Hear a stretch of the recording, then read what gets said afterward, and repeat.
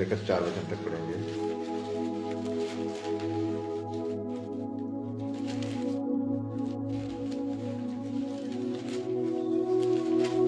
जब वह उस पहाड़ से उतरा तो एक बड़ी भीड़ उसके पीछे हो ली। और देखो एक कोढ़ी ने पास आकर उसे प्रणाम किया। उसके पास आकर प्रणाम किया और कहा, हे प्रभु, यदि तू चाहे तो मुझे शुद्ध कर सकता है। है। यीशु ने हाथ बढ़ाकर उससे छुआ और कहा, मैं चाहता हूँ तू शुद्ध हो जा। और वह तुरंत कोढ़ से शुद्ध हो गया। यीशु ने उससे कहा, देख, किसी से ना कहना। तू किसी से मत कहना, परंतु जाकर अपने आप को याजक को दिखाए और जो चढ़ावा मूसा ने ठहराया है उसे चढ़ा, ताकि लोगों के लिए गवाही हो। परंतु जाकर अपने आप को याजक को दिखा और जो चढ़ावा मूसा ने ठहराया है उसे चढ़ा, ताकि लोगों के लिए गवाही हो। सबके बोले आमीन, हालेलुया। सब कोई अपने स्थान पर बैठ जाएंगे। हालेलुया, सबको धन्यवाद देते हैं।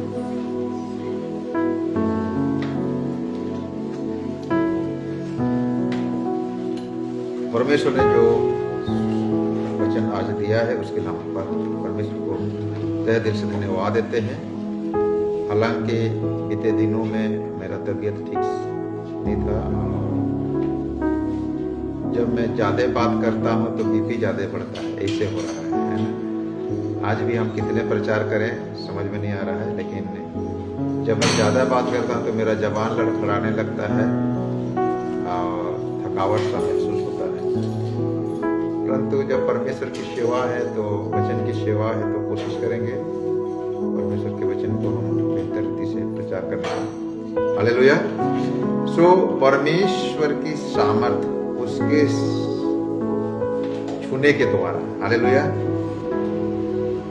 वचन की जो आज विषय है, उसके स्पर्श की शक्ति, उसके छूने के द्वारा शक्ति। हालेलुया। भाई ने बेहतर रूप से पढ़ा है और तीसरा और चौथा वचन है ना, दूसरा तीसरा चौथा तीनों वचन मान लीजिए। एक कोढ़ी ने सामने से आकर कहा, प्रणाम किया और कहा, हे प्रभु, यदि तू चाहे तो मुझे शुद्ध कर सकता है। यीशु ने अपना हाथ बढ़ाकर उसे छुआ और कहा, मैं चाहता हूं तू शुद्ध हो जा। और वो तुरंत शुद्ध हो गया। ये उसके छूने की सामर्थ्य, हालेलुया। क्या है? यीशु के छूने के द्वारा सामर्थ्य। एक स्त्री की हम सुनते हैं, कहानी जानते हैं। वो 12 साल तक रक्तस्राव की बीमारी में था, रक्त बह रहा था 12 साल तक।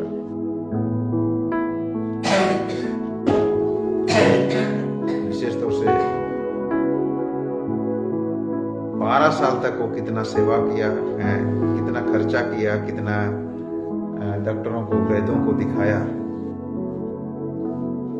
कुछ नहीं हुआ। लेकिन जब उसने सोचा कि मैं उसके कपड़े की छोर को, थोड़ा सा आंचल को ही मैं छू लूं, कोने की आंचल को छू लूं, तो मैं चंगी हो जाऊंगी। और उसने छुआ और चंगा। हालेलुया। इसने छुआ, लेकिन यीशु के शरीर में स्पर्श हो गया। और देखिए, उस स्पर्श के द्वारा परमेश्वर की सामर्थ्य, यीशु की सामर्थ्य उसके जीवन में कार्य करता है। हालेलुया। बोले यीशु मसीह की। सो मनुष्य कम से कम जब सब कुछ ठीक से काम कर रहा हो तो 5 इंद्रिय काम करता है। हम मनुष्य के कितने इंद्रिय हैं? 5 इंद्रिय है। आंख से देखना हो, कान से सुनना, जीभ से स्वाद चखना, नाक से सूंघना और स्पर्श करना, चमड़ा, है ना। ये 5 इंद्रिय जो ठीक ठाक अगर काम कर रहा है तो सोचो कि मनुष्य क्या है, स्वस्थ है। और ये सभी मनुष्य के लिए क्या है, अति आवश्यक है, महत्वपूर्ण है। और आज जो हम देख रहे हैं, स्पर्श के द्वारा सामर्थ्य, छूने के द्वारा सामर्थ्य, किसका सामर्थ्य, परमेश्वर की सामर्थ्य को एहसास करना। हम अक्सर परमेश्वर ने भले और बुरे का ज्ञान को हासिल करने के लिए, ये भला हो या बुरा हो, इस ज्ञान की प्राप्त करने के लिए, जानकार लेने के लिए ये 5 प्रकार की इंद्रिय दिया। लेकिन उन इंद्रियों में से 5वां इंद्रिय जो स्पर्श करना है, छूना वाला इंद्रिय है, वो भी भले बुरे का ज्ञान के लिए है, लेकिन यहां पर सिर्फ भला और बुरा नहीं, उससे बढ़कर अलौकिक सामर्थ्य को महसूस कर रहे हैं। किसका छूने के द्वारा, परमेश्वर के छूने के द्वारा। हालेलुया। और महत्वपूर्ण विषय यह है कि जब हम किसी को छूते हैं या तो कोई हमें छूता है, स्पर्श करता है, तो हम उसके गहराई तक जाने की प्रयास करते हैं। हम उसके साथ गहराई संबंध में जुड़ जाते हैं, गंभीरता के साथ उसके साथ हमारी संबंध जुड़ जाता है। हालेलुया। बोलिए यीशु मसीह की। हो सके आप या तो हम दुनिया को स्पर्श ना कर सके। दुनिया जिस ऊंचाई से आगे बढ़ रहा है, दुनिया की जिस तरह से तरक्की हो रहा है, शायद उस तरक्की को हम छू नहीं सकते, उस लक्ष्य को हम हासिल करने मतलब उसको छू नहीं सकते।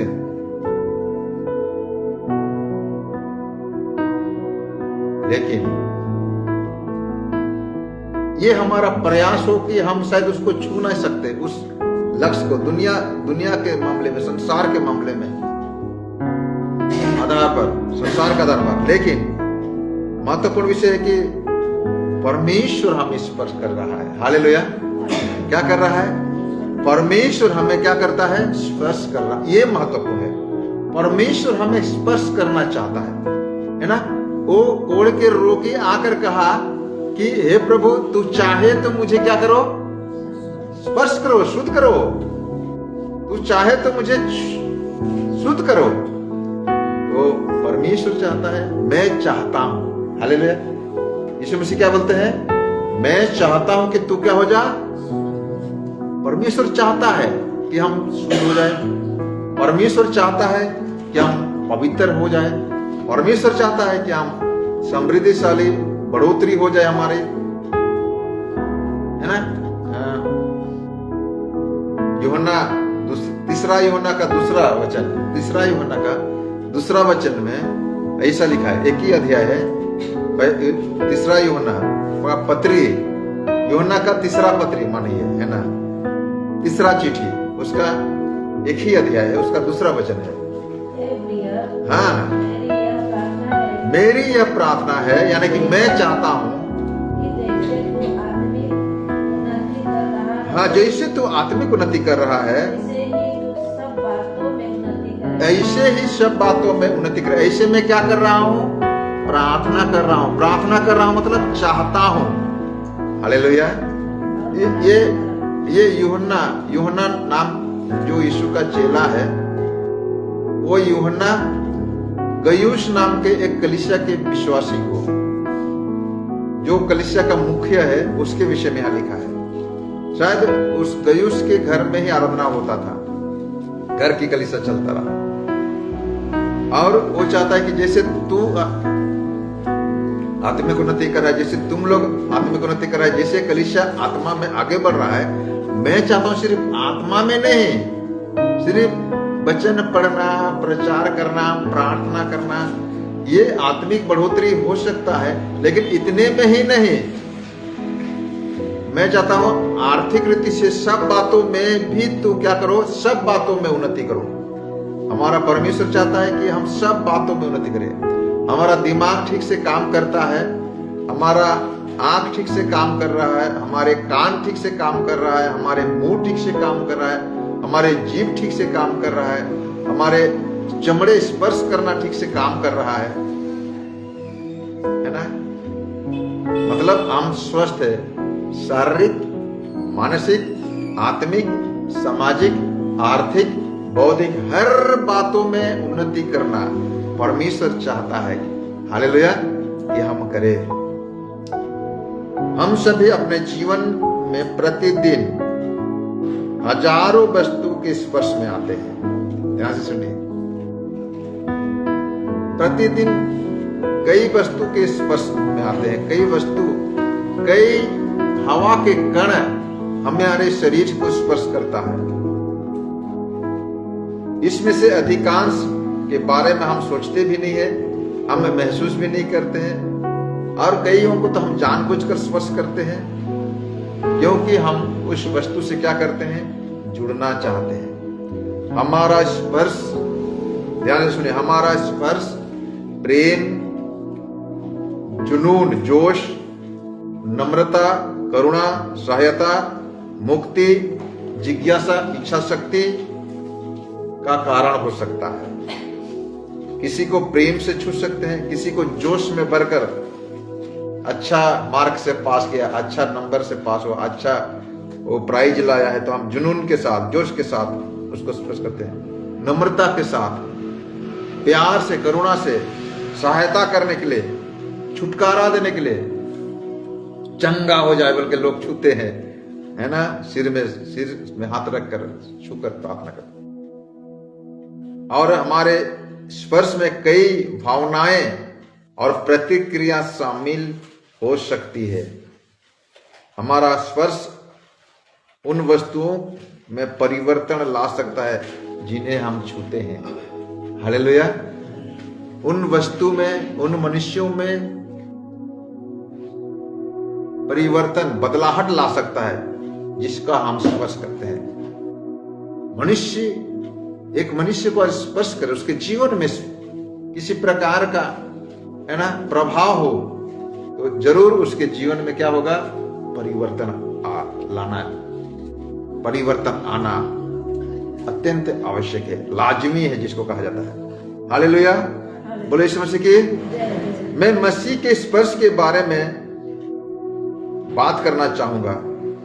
आपको याद दिलाना चाहूंगा कि उसका स्पर्श, मसीह का छूना, यीशु का छूना, वचन का छूना, पवित्र आत्मा का स्पर्श करना, मतलब परमेश्वर का छूना है। हालेलुया। बोले यीशु मसीह की। किसको छूना है? परमेश्वर को छूना। जब वे अपना हाथ आपके जीवन में बढ़ाते हैं, जानबूझकर आपको स्पर्श करते हैं, तो वे ऐसे परिवर्तन लाते हैं जिन्हें कोई अन्य स्पर्श से प्राप्त नहीं हो सकता। हालेलुया। उनके स्पर्श के कई पहलू को मैं चर्चा करना चाहूंगा। हालेलुया। उनके स्पर्श, उनके छूने का कुछ पहलू को हम लोग चर्चा करेंगे। ध्यान सुनिए। उनका स्पर्श, पहली बात, उनका स्पर्श जो है हमारा अंतरात्मा को स्पर्श करता है। हालेलुया। किसको स्पर्श करता है? अंतरात्मा को। जब यीशु ने उस रोगी को छुआ तो वह उनकी ओर से इस व्यक्ति के जीवन में गहराई से अनुभव हुआ, गहराई से जुड़ा गया। हम वचन प्रचार कर रहे हैं, प्रार्थना कर रहे हैं, आराधना कर रहे हैं, अगर हमारी अंतरात्मा में कुछ हलचल नहीं हो रहा है तो बेकार है। मैं कई बार आप लोगों को बोलता हूं आराधना के मामले में, कई बार मैं आपको वचन के बारे में बोलता हूं, आपके हृदय को स्पर्श करना चाहिए। हालेलुया। बोले यीशु मसीह की। उसका स्पर्श शक्तिशाली है। क्या है? शक्तिशाली, सामर्थ्य है, सामर्थ्य से भरा हुआ है। शिमोन नाम के एक व्यक्ति को छुआ। किसको? सबके बोले शिमोन। और वो पतरस बन गया। क्या बन गया? हाँ, याकूब को छुआ। याकूब एक छल करने वाले व्यक्ति था, याकूब, और वह इस्राएल बन गया, परमेश्वर के राजकुमार बन गया इस्राएल। अब्राहम को छुआ, अब्राहम, और वो अब्राहम बन गया, अब्राहम। एलिया को छुआ, एलिया को, वो डरपोक मनुष्य था लेकिन वो शक्तिशाली सामर्थ्य व्यक्ति बन गया। मूसा को उसने छुआ, एक हत्यारा व्यक्ति था, वो हत्या करने वाला, लेकिन छूने के बाद वह इस्राएलियों का यानी कि परमेश्वर के लोगों का अगुवा बन गया। यिर्मयाह को भी छुआ, जो एक रोने वाले व्यक्ति था, गिड़गिड़ाने वाले यिर्मयाह, है ना, वो परमेश्वर का सामर्थ्य व्यक्ति बन गया। हालेलुया, बोलो यीशु मसीह की। याकूब और यूहन्ना जो कि यीशु के चेले थे, यब्दी के पुत्र, याकूब को जब छुआ, वह अपने सिर को तलवार से कलाम होने के वाले पहला यीशु के चेले कहलाए। उससे पहले स्तिफनुस को मारा गया, लेकिन उसको पत्थरवा करके, लेकिन यीशु का खास चेला उसको इस कदर समर्पित कर दिया ताकि उस यीशु के लिए बलिदान होने के लिए अपने गला को भी कटवा दिया। यूहन्ना नाम के उसी के भाई, जो प्रेम का प्रेरित कहलाता है, वह प्रकाशित वाक्य को लिखने वाला व्यक्ति बन गया। हालेलुया, बोलो यीशु मसीह की। तो उसका स्पर्श, उसका छूना परिवर्तन करने वाला स्पर्श होता है, जीवन को बदलने वाला स्पर्श। हालेलुया, आपके जीवन को बदल सकता है उसका छूने के द्वारा। परिवर्तनकारी स्पर्श कहा गया उसको। मानव केवल मिट्टी से रचा गया है, जन्मा है तो मर जाएगा। बिना आशा, बिना उद्देश्य, बताता हूं, मेरे पास कुछ उम्मीद नहीं था, कुछ आशा नहीं था। मेरे पिताजी बोला कि जैसे तैसे मैट्रिक पास करवा दे, अपना जिंदगी अपने गुजारो। इतना भी जो करना है कराएंगे, तो पढ़ने में ध्यान देना। लेकिन जब मैट्रिक पास किया तो मेरे पास अब शक्ति नहीं, मेरे पास सामर्थ्य नहीं है, अपनी जिंदगी अपने तरह से जी लो।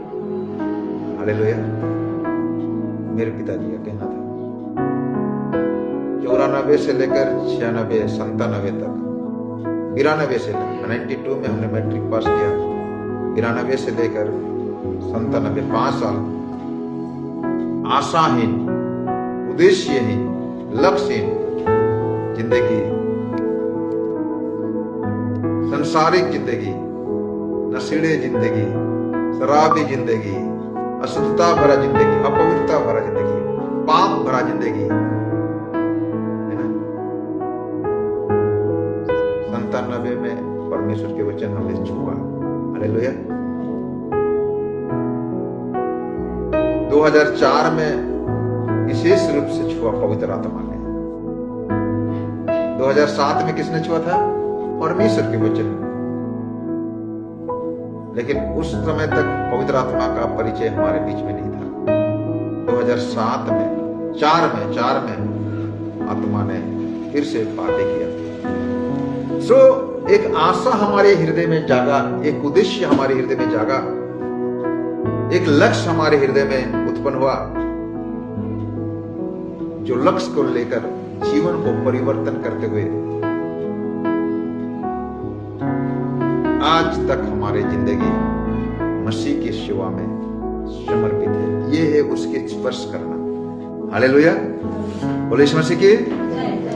आज सुबह यीशु के जीवन में, यीशु के जीवन की कुछ ऐसी घटनाओं पर विचार करना चाहेंगे जो उनके स्पर्श के द्वारा हमारे जिंदगी में क्या आती है, आपके जिंदगी में क्या आती है, शांति आती है। हालेलुया, बोले यीशु मसीह की। सो वह रोगग्रस्त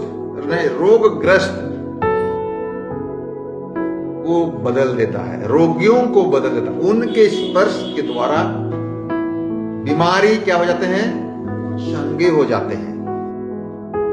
मत्ती 8 अध्याय का 15 वचन पढ़िए। उनके स्पर्श के द्वारा रोगी चंगे हो जाते हैं। उसने उसका हाथ छुआ और उसका ज्वर उतर गया। उसने उसका हाथ छुआ और उसका ज्वर, रोग, बुखार क्या हो गया, उतर गया। कौन है मालूम? पतरस की सास। और वह उठकर उसकी सेवा करने हाँ, रोगग्रस्त को बदल देता है, रोगियों को बदल देता है। रोगी से क्या कर दिया, स्वस्थ कर दिया, रोग से स्वस्थ कर दिया। उसका स्पर्श बीमारी से, उसका स्पर्श एक अधर्मी को धर्मी बना देता है। रोमी 3:23 हम लोग जानते हैं, रोमी 3:23 वचन। साथ ही साथ आप लोग पढ़िए यशायाह 59 का 2 वचन। यशायाह की किताब 59 का 2 जैसे पढ़ेंगे।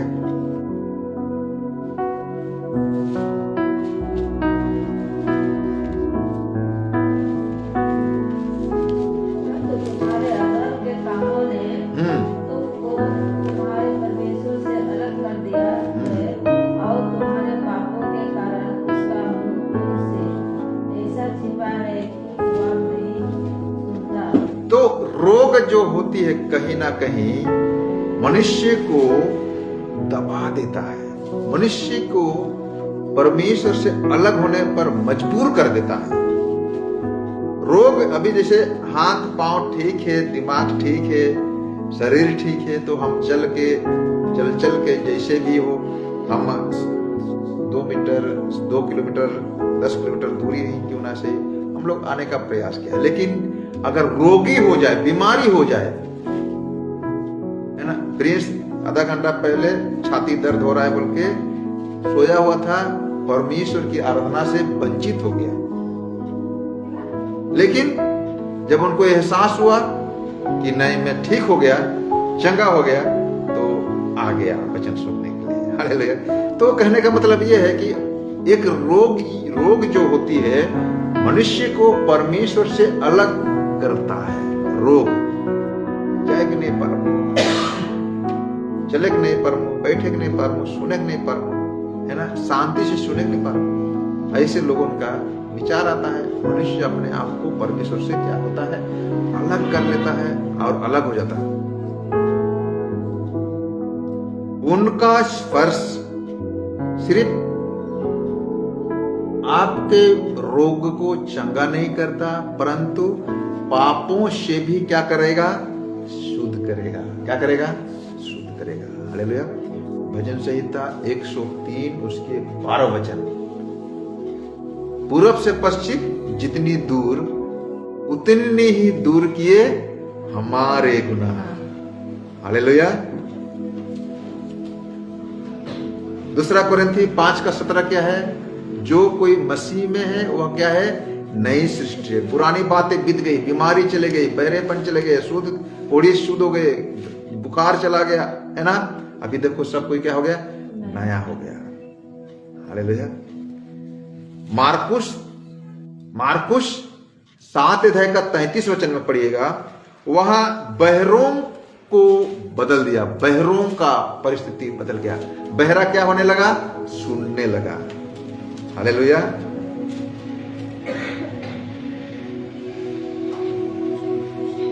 तब वह उसको भीड़ से अलग ले गया और अपनी उंगली उसके कानों में डाली और थूक कर उसकी जीभ को छुआ।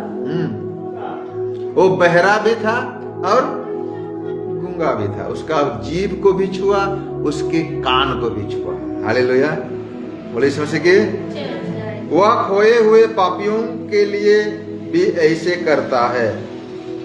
जो परमेश्वर के द्वारा बचाए गए हैं उन्हें उसे स्पष्ट रूप से सुनने की क्षमता, उसे खुलकर बात करने की विशेष अधिकार दिया गया है। दो काम करना है, सुनने भी है और क्या करना है, बात करना है। ध्यान से सुनना।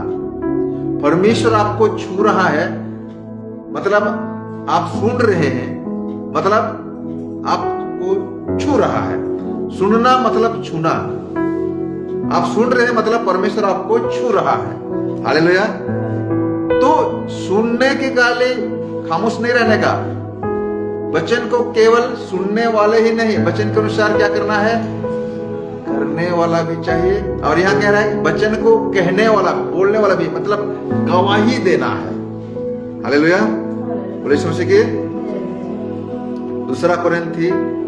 पहला कोरिन्थी 4:14, नहीं 2:14, पहला कोरिन्थी 2 अध्याय का 14 वचन और इब्रानी किताब 4 अध्याय के 16 वचन। पहला कोरिन्थी 2:14 और इब्रानी 4:16। परंतु शारीरिक मनुष्य परमेश्वर के आत्मा की बातें ग्रहण नहीं करता, क्योंकि वह उसकी दृष्टि में मूर्खता की बातें हैं और ना वह उन्हें जान सकता है, क्योंकि उनकी जांच आत्मिक रीति से होती है। हालेलुया। सांसारिक आदमी, शारीरिक आदमी क्या करता है, परमेश्वर की बातों को नहीं समझ सकता, वह ठट्ठा निंदा समझता है। मूर्ख आदमी क्या समझता है, क्रूस की कथा को मूर्खता सोचती है। हालेलुया। तो इब्रानी 4:16।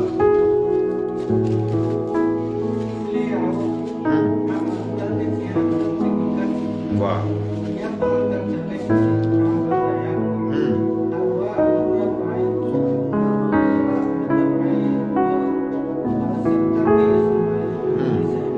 हालेलुया। बहुत अच्छा वचन है। मूर्ख आदमी क्या करेगा, परमेश्वर के वचन को महत्व नहीं देगा, परमेश्वर के वचन को घृणा करेगा, तुच्छ जानेगा, नफरत करेगा, निंदा करेगा, ठट्ठा करेगा। मूर्ख आदमी। आज बहुत सारे लोग निंदा कर रहे हैं यीशु मसीह का। आज बहुत सारे लोग यीशु मसीह का ठट्ठा उड़ा रहे हैं। खुद को नहीं बचा सका, तुमको और हमको क्या बचा, ऐसे बहुतों का कहना है। तुम झूठे हो, झूठे देवता को, झूठे ईश्वर को, झूठे व्यक्ति को, एक व्यक्ति को ही तुम पूजा करते कर, वो खुद को नहीं बचा सका, ऐसे कहना है। क्रिसमस के समय में कितने कलीसिया को सताया गया, मसीह के जन्म के विषय में अनाप शनाप बातें कहा गया, निंदा ठट्ठा किया गया। कौन लोग हैं वो लोग, मूर्ख लोग हैं, जो कि संसार के हिसाब से, शरीर के हिसाब से अपना जीवन व्यतीत करते हैं। आत्मिकता उसमें नहीं है, उनमें आत्मिकता नहीं है। आप वैसे मत बनो। इब्रानी की किताब क्या कर रहा है, जितने भी उलझाने वाले पापों को क्या करो, साइड करो, दरकिनार करो। पापों को तौबा करो, मूर्खता की बातों को दरकिनार करो, छोड़ दो, बुराई को छोड़ दो, पाप को छोड़ दो। और हम क्या करें, उस सिंहासन पर चले, है ना, उस दया के सिंहासन पर चले। आओ हम अनुग्रह के सिंहासन के निकट हियाब बांध कर चले, हम पर दया हो और उस अनुग्रह पाए जो आवश्यकता के समय हमारी क्या करेगा, सहायता करेगा। हालेलुया। वह अंधकार में डूबे हुए लोगों को, अंधकार में डूबे हुए लोगों के जीवन को क्या करता है, बदल देता है। मत्ती 9:29 और यूहन्ना 9:6।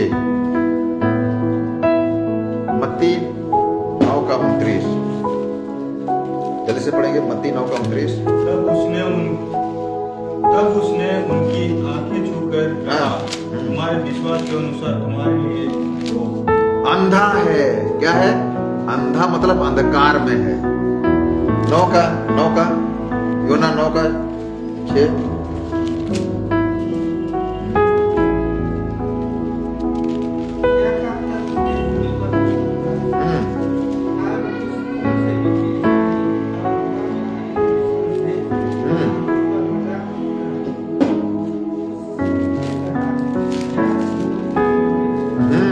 25 को भी पढ़ेंगे।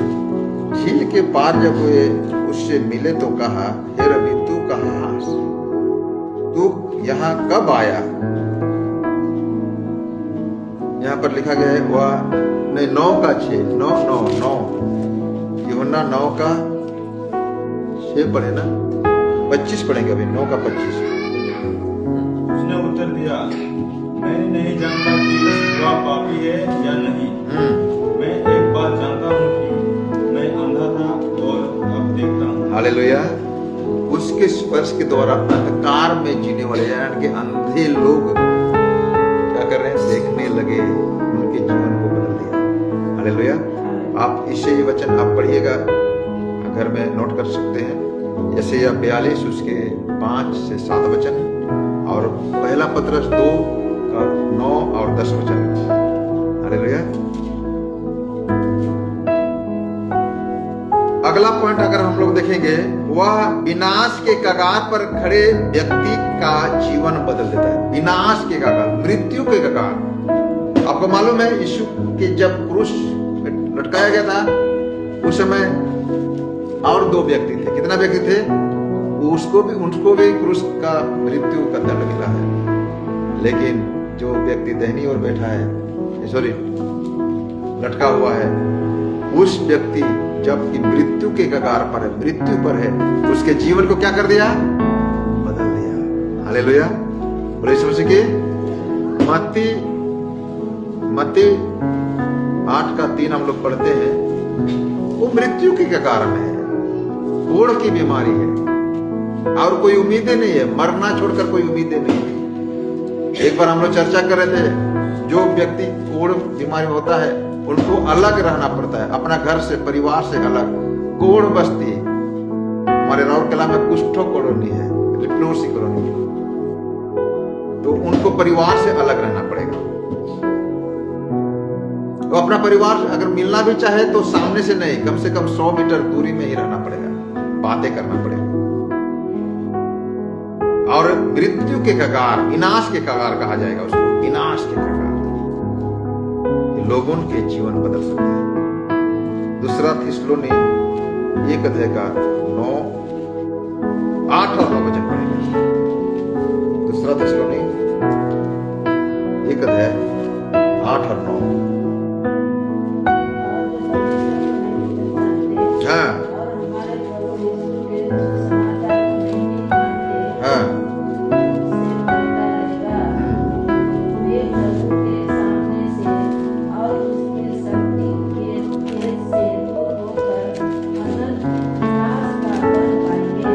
हालेलुया। क्या पाएंगे? आनंद विनाश। जो परमेश्वर को नहीं पहचानते, हमारे प्रभु यीशु मसीह के सुसमाचार को नहीं मानते, ध्यान से सुनिए, आप लोग सब बपतिस्मा लिया वाले व्यक्ति है, लेकिन आप सुसमाचार को नहीं मानोगे, विनाश।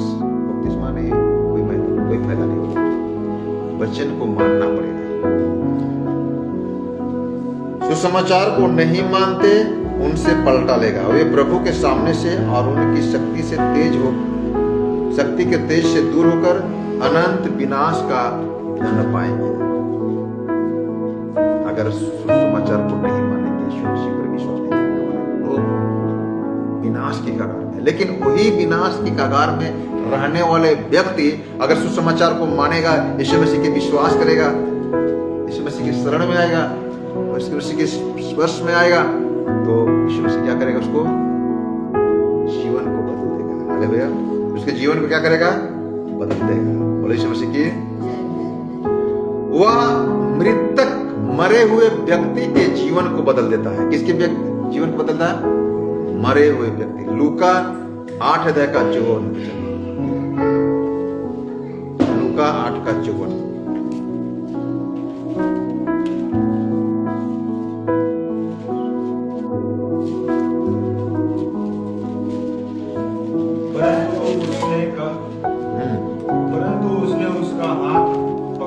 परंतु उसने उसका हाथ पकड़ा और पुकार कर कहा, हे लड़की उठ, हे लड़की उठ।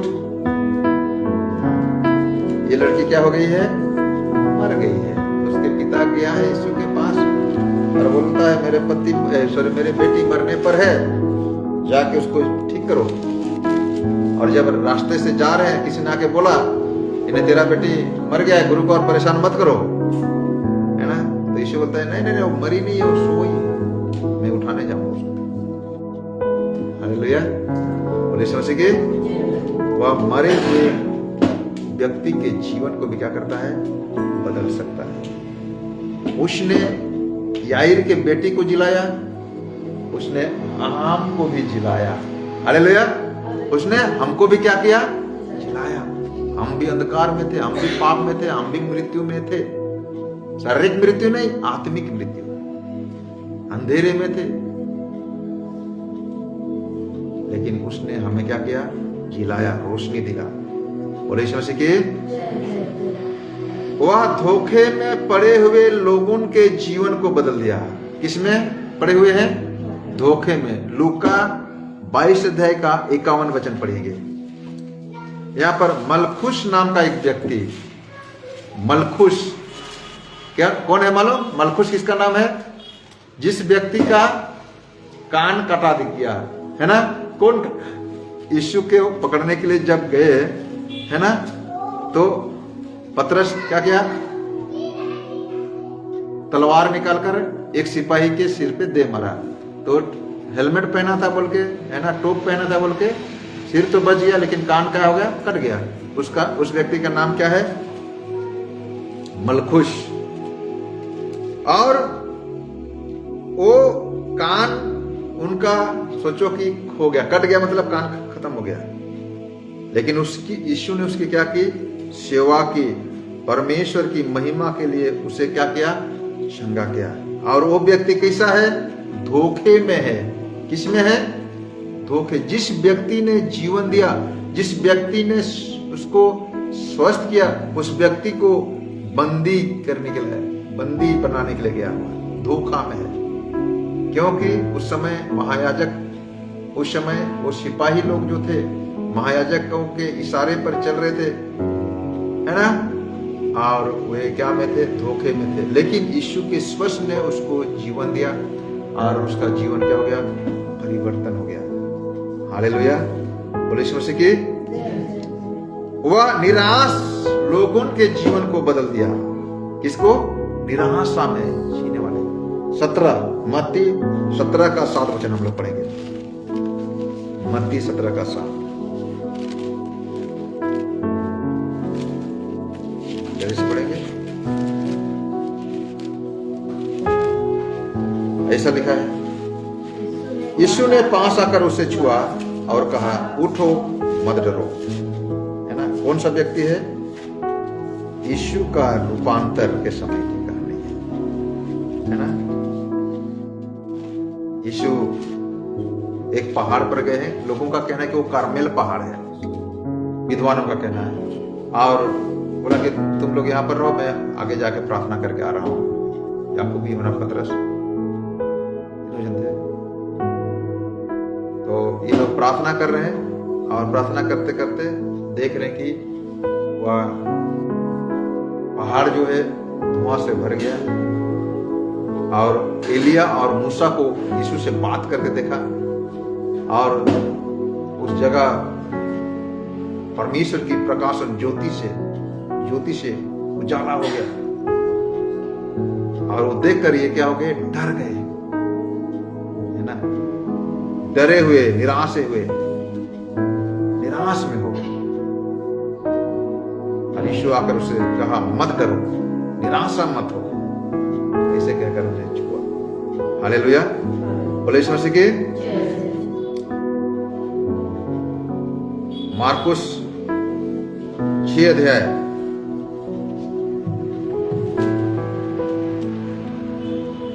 45 से लेकर 51 वचन। वह गिरे हुओं को उठाने और निराश हुओं को उत्साहित करना, है ना, गिरे हुओं को उठाता है और निराश में जीने वाले लोगों को उत्साह करता है। हालेलुया, बोले यीशु मसीह के। वह आपके लिए भी, हमारे लिए भी वैसा कर सकता है। हालेलुया, वह हमारे लिए भी वैसे कर रहा है, करता है। बोले यीशु मसीह की। जय जय जय। आइए हम लोग उस परमेश्वर की ओर अपना जीवन अर्पित करें, उस परमेश्वर की ओर अपना जीवन समर्पित करें, क्योंकि हम जानते हैं कि उसकी आवश्यकता हमें है। हम जानते हैं हर परिस्थिति से वो हमें बचा सकता है। जैसे रोमी 8 अध्याय का 37 वचन, दूसरा कुरिन्थी 4 अध्याय का 2 अध्याय का 14 वचन, और पहला कुरिन्थी 15 अध्याय का 57 वचन में हम पाते हैं मृत्यु से भी जय पाया हुआ व्यक्ति है, वह हमें मृत्यु से भी बचा सकता है। हालेलुया। तो क्या हम अपना जीवन यीशु मसीह को दे सकते हैं? क्या हम यीशु मसीह के लिए अपना गवाही दे सकते हैं? क्या हम यीशु मसीह को अपना जीवन समर्पित कर सकते हैं? महत्वपूर्ण विषय है। हालेलुया। बोले यीशु मसीह की। आइए हम लोग